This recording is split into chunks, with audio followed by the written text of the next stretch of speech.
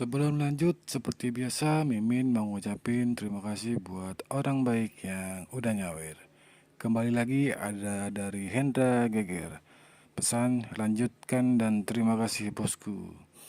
Buat orang baik yang udah nyawer, Mimin mau ucapin terima kasih banyak. Semoga semakin bertambah rezekinya, panjang umur, dan sehat selalu. Kita lanjutkan ke intronya. Ejikir. Kembali lagi bersama channel kita semua. Jika Anda suka, jangan lupa komen, like dan subscribe, share juga bila Anda berkenan. Selamat membaca dan mendengarkan. Perintah Kaisar Naga, bab 3744-3746. Jamal berpikir sejenak, lalu berbisik, saya tahu pelelangan, tetapi untuk mengikuti pelelangan, setiap orang harus membayar 1 juta koin spiritual, jadi aku akan membayarkan uangnya untukmu, bawa saja aku ke sana. Dev tahu apa maksud Jamal itu, orang ini tidak mau mengeluarkan uang. Ketika Jamal mendengar apa yang dia katakan, dia langsung tersenyum dan berkata, baiklah, saya akan mengantarmu ke sana sekarang. Saya juga belum pernah ke sana sebelumnya. Jamal membawa Dev melewati pasar, dan kemudian datang ke sebuah istana. Di pintu istana, dua biksu dari alam kesengsaraan transendensi tingkat ke-7 sedang menjaga. Melihat kekuatan penjaga ini, Dev terkejut, dia semakin merasa bahwa pemilik di balik pasar bawah tanah ini luar biasa. Melihat Jamal dan Dev datang, salah satu penjaga mengulurkan tangannya. Dev tertegun, dan Jamal buru-buru berkata, beri aku uangnya. Baru setelah itu Dev mengerti, dan dia segera mengeluarkan 2 koin roh emas ungu dan menyerahkannya. Melihat koin roh emas ungu, kedua penjaga itu menoleh ke kiri dan ke kanan, lalu mereka berdua melambai ringan pada saat yang bersamaan. Dev dan Jamal sama-sama diselimuti aura misterius, aura ini seperti perisai spiritual, membungkus keduanya. Dev sedikit mengernyit, secara naluriah ingin melawan. Jangan bergerak, tidak apa-apa. Ini untuk mencegah aura bocor. Orang yang masuk tidak boleh menampakkan auranya, lalu mengubah penampilan agar tidak dikenali orang lain. Karena beberapa barang dalam lelang ini ada yang tidak ternilai harganya, dan hal ini dilakukan untuk menjamin keselamatan pembeli. Bukankah akan sangat berbahaya jika ada yang mengawasi? Jamal mengikuti Dev dan memberitahunya peraturannya. Ketika Dev mendengar ini, dia menyadari bahwa ini untuk melindungi kepentingan pembeli. Hal ini juga untuk mencegah jika banyak orang memperebutkan barang yang sama, pembeli akhir pasti akan diawasi secara diam-diam. Tetapi jika Anda tidak mengetahui identitas pembeli atau bahkan mendeteksi auranya, Anda tidak akan tahu siapa dia saat itu ketika kamu meninggalkan pelelangan. Dev mengikuti Jamal ke dalam istana. Saat ini, ada banyak biksu yang duduk di dalam. Namun, tidak dapat dipastikan apakah penampakan biksu tersebut asli atau palsu. Dev mengikuti Jamal dan menemukan tempat duduk di belakang, duduk dan menunggu dengan tenang. Sekitar 10 menit kemudian, beberapa biksu masuk satu demi satu. Kemudian pintu istana ditutup, dan seluruh istana terbungkus dalam suatu kekuatan. Waktunya telah tiba, dan pelelangan akan segera dimulai. Ada di antara kalian yang sudah tua, dan ada pula yang pendatang baru, jadi saya akan jelaskan aturannya lagi. Orang dengan penawaran tertinggi dari hara barang akan mendapatkannya. Tidak ada seorang pun di sini yang mengetahui identitas Anda, jadi jangan berharap menggunakan identitas Anda untuk menakut-nakuti orang lain. Tidak peduli Anda seorang kultivator biasa atau sesepuh sekte, Anda diperlakukan sama di sini. Lelang ini hanya mengakui uang, bukan orang. Tidak seorang pun boleh berpikir untuk membuat masalah di sini, jika tidak, Anda akan bertanggung jawab atas konsekuensinya. Seorang lelaki tua berambut putih berjalan perlahan ke atas panggung dan berkata dengan nada yang sangat dingin. Orang tua ini tidak menyembunyikan auranya, dan kekuatannya di puncak alam kesengsaraan transendensi terungkap dengan jelas. Mungkin ini juga untuk lebih mengejutkan orang-orang di tempat kejadian. Kata-kata lelaki tua itu memang sangat efektif, pemandangan yang tadinya sedikit bising kini menjadi sangat sunyi. Melihat semua orang tenang, lelaki tua itu melanjutkan, ada juga aturan di sini, yaitu jika Anda membelinya, Anda akan membayarnya, dan tidak akan ada pengembalian atau penukaran. Sebelum membeli, kamu harus melihat dengan tawarlah. Semuanya harus aturan, kami tidak akan bertanggung jawab. Apa yang dikatakan orang tua itu masuk akal. Seperti itulah pelelangan. Anda pergi dan melihatnya sendiri. Jika menurut Anda layak, tawarlah. Jika tidak layak, jangan menawar. Tidak ada yang akan membayar untuk pilihan Anda.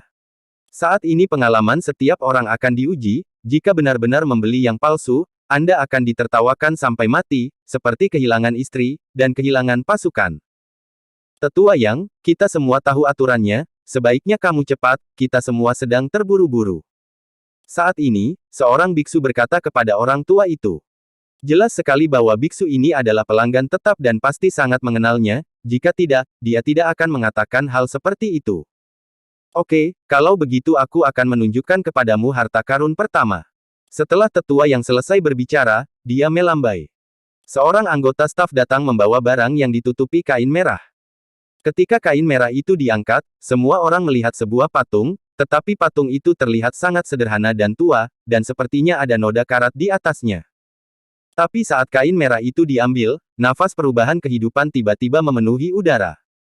Segera setelah itu, tetua yang menyuntikkan energi spiritual ke dalam patung tersebut, dan segera patung itu bersinar dengan cahaya. Cahayanya seperti cahaya Buddha, yang membuat orang merasa sangat nyaman. Melihat pemandangan ini, banyak biksu menjadi gelisah. Bahkan mata Jamal menyala dan pantatnya meninggalkan tempat duduknya.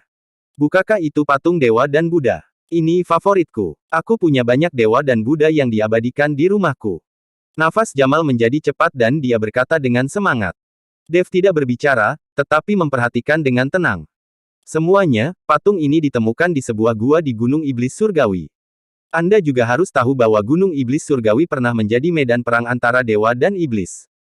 Kekuatan besar yang tak terhitung jumlahnya jatuh di Gunung Iblis Surgawi, jadi sangat sulit untuk menemukan beberapa harta karun dengan cara biasa.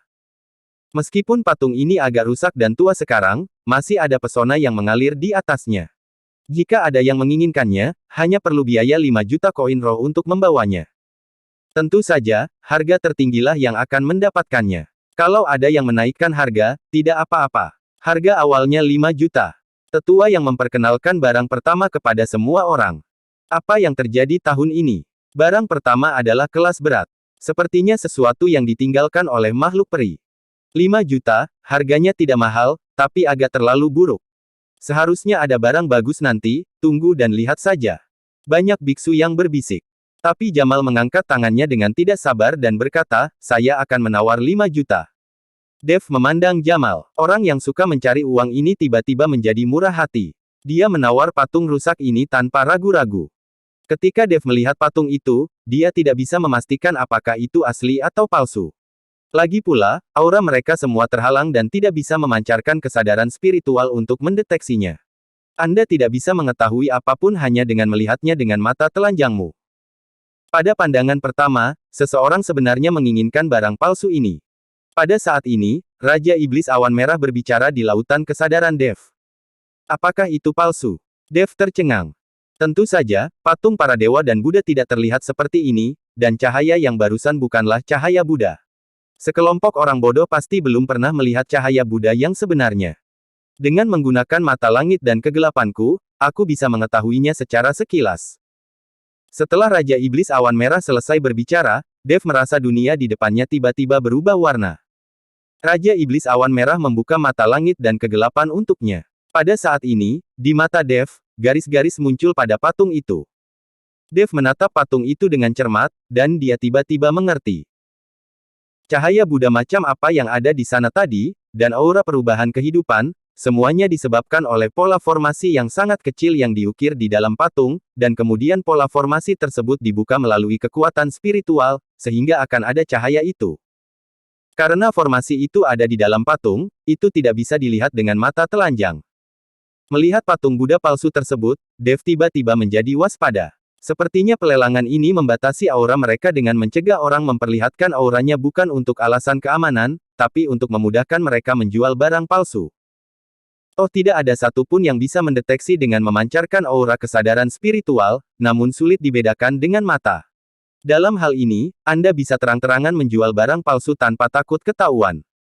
Memang benar, darah setiap kapitalis itu kotor. Dev tidak bisa menahan perasaan jijik di dalam hatinya. Siapapun yang bisa membuka pasar bawah tanah dan pelelangan seperti itu harus ada di sini demi uang.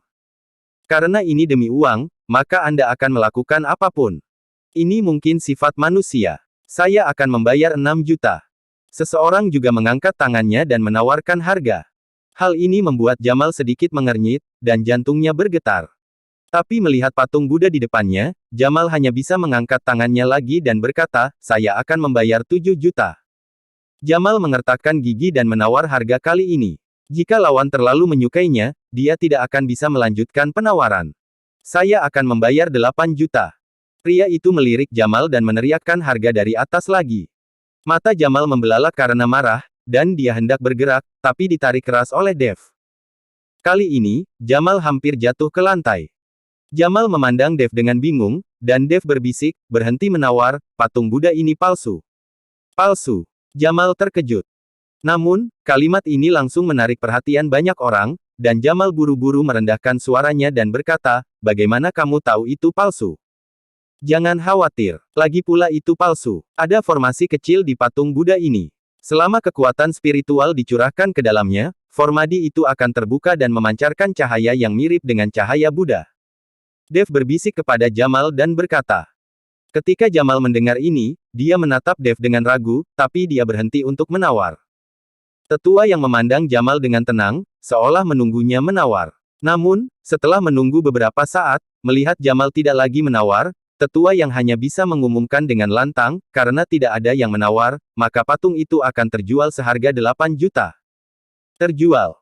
Tapi setelah selesai berbicara, tetua yang menatap tajam Dev. Jelas sekali bahwa Dev adalah alasan mengapa Jamal tidak terus menaikkan harga. Bukan karena tetua yang tidak menaikkan harga karena Jamal, tapi dia sedikit bingung. Bagaimana Dev tahu bahwa patung Budanya palsu tanpa memperlihatkan auranya dan menggunakan indera spiritualnya untuk mendeteksinya? Apakah bisa dibedakan dengan mata telanjang saja?